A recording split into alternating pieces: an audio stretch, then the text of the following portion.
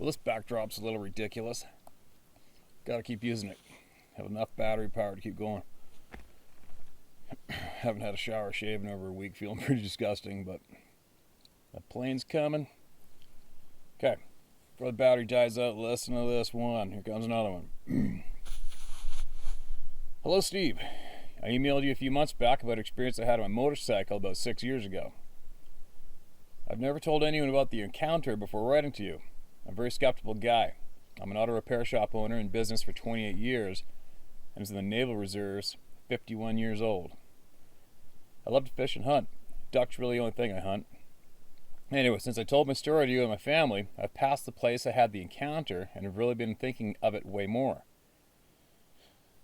I've gone duck hunting since I told my story. 6 years have passed since I had the encounter that scared literally the piss out of me. Nothing has happened but both times that I have hunted since something has. Nothing has happened but both times that I have hunted since... What? It's close to where I saw what I saw that night 6 years ago. It caught my eyes. I sat in my blind in the Maurepas Swamp WMA. It was intentional. I know it was. It had that irritated, almost painful groan I heard 6 years ago. I could feel if it wanted me to know that it knew I had been thinking of it and telling my story. I was swiping at the thick amount of mosquitoes and looking up at the sky for birds. I could feel a strong sense to look to the right, and it scared me to have that feeling. I looked and saw this damn thing at about 80 yards leaning against a willow tree. It was at least 8 feet tall, 4 feet wide. I could see its arms clearly muscle-bound and almost signaling, "Here I am, remember me, you MFer?" I cannot convey the fear I had, Steve. I couldn't move or breathe. It stood there and talked to me somehow in my mind. It was saying, "I'm here and you know who I am." I looked away for 30 seconds, cleared the tears from my eyes, and looked up and it was gone. I know it sounds insane. Is this thing tracking now that it's been in my mind or telling my family? 1 month later, I went fishing in my canoe for some bass about 12 miles from where I hunted. The same damn thing happened to the T, only this time it was closer, and I was even more scared if possible. It was on the bank this time, and I could see its eyes and face. Like you said, I think people should know about these things. Like you said, I think people should know these things are here, or there, or everywhere. Who knows?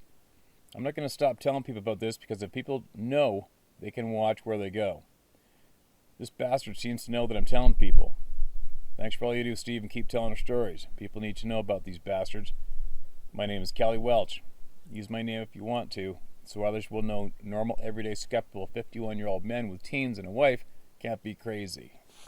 All right, Kelly, thanks for sending that email in. And yeah, it's kind of weird. That's happened to a lot of people. A lot of people comment that they have numerous experiences with the same thing. And the same as that mind-speaking shit that's been going on, too. That's not uncommon. It happens more often than it does. And I think more people got to talk about it so we can come up with the solid answers for it and figure out what's going on. It's kind of different. It's a confusing topic. But anyway, check out this backdrop. This is insane. Just watching 2-3 pound trout flying out of the water in the sunlight, crystal clear. Randomly caught a few. It's a pretty wicked place. And we are north central British Columbia. I'm not going to say where we are. We never do. But we're pretty far north. But anyway, I think I'll dig in here for another one. Hopefully that battery's still going. I'll see what I got here. Alright, well, I hope everybody can see that backdrop behind me. It's a real one. It's a real wicked one. And I got time, enough battery for one more email. It's another from British Columbia. My name's John. I've watched your channel for the past year and a half and thoroughly enjoy your enthusiasm for the outdoors and the unknown. I was born and raised in Fort St. John area, and I'm a proud member of an Aboriginal community north of the city. I'm pretty sure I know which one that is. I'm very familiar with Fort St. John, as you probably know.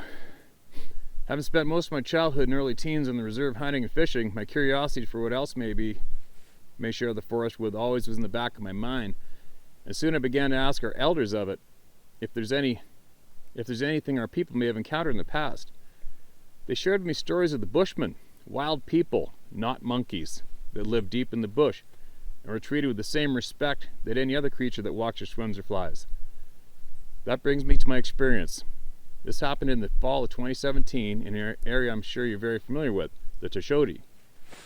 Yeah, I actually guided a couple hilltops east from there for numerous years. Very familiar with that area, roughly. My hunting partner and I decided we would try our hands out at mountain elk, and we've only hunted the grain bowls of the Peace region. We planned an 8-day hunt, and after procuring a jet boat to take us up the Muskwa and then proceed up the Toshodi where we were on our way. Fast forward a couple days into our hunt, we set up spike camp at the bottom of drainage. After spending a full day looking for elk in the bowls up in the mountain, we came back to camp to recharge and make a plan for tomorrow. Laying in the tent, making dinner, we both began to hear something walking on the bluff above us. Thinking it's a bull coming down to the creek and still having legal light, we grabbed our rifles and slowly creeped out of the tent. As soon as we got out, the walking stopped. We stood there for what seemed like forever, and nothing, not a squirrel or a bird, made a sound, which was eerie. After thinking it moved on, we retreated back to the tent. As the zipper shut, the walking continued. After listening more attentively, it didn't sound like something walking on a forest, it sounded like bipedal to us. Thinking nothing more of it, we dozed off to sleep. Sometime during the night, I woke to rustling in the bush around us. I listened for a while, then dozed off again. I again awoke just before daybreak, but this time saw the tent above my head moving. It was as if something was trying to pinch the tent between an index finger and thumb. I instantly called out, "Hey!" and whatever it was moved away up the drainage on heavy feet. The next morning we decided to move back to the base hunt close to the river the remaining days. Me and my partner never spoke of what happened that night and haven't since. Thanks in advance if you share my story. I'd appreciate it if you didn't use my name, as Fort St. John is a small town and my reserve even smaller. Haha, I apologize, it's a little long. Stay safe, Steve, and most of us all thank you for being our voice. All right, man. Thanks for that email. And as you know, you're not alone. Just find a couple buddies of mine in Fort Nelson. One was an outfitter for many years, and they do a lot of hunting. And they were from where you were, I think 2 years ago.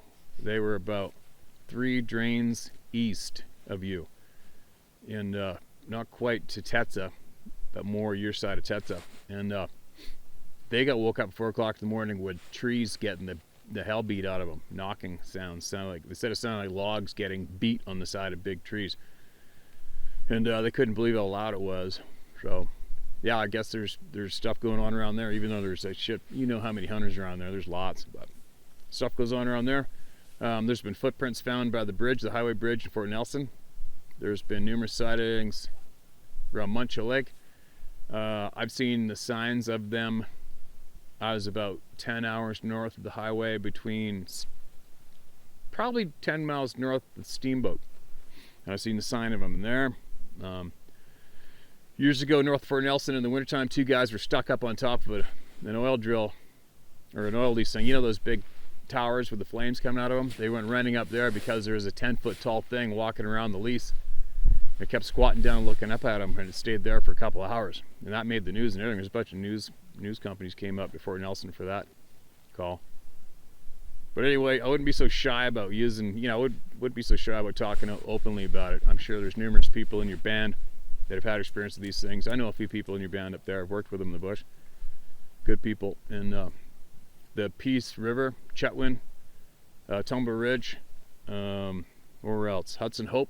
All along the Peace, there's a whole pile of activity along there too. It seems, I'm finding that where there's elk, there seems to be a lot of activity from these beings, these people too. So there you go, man.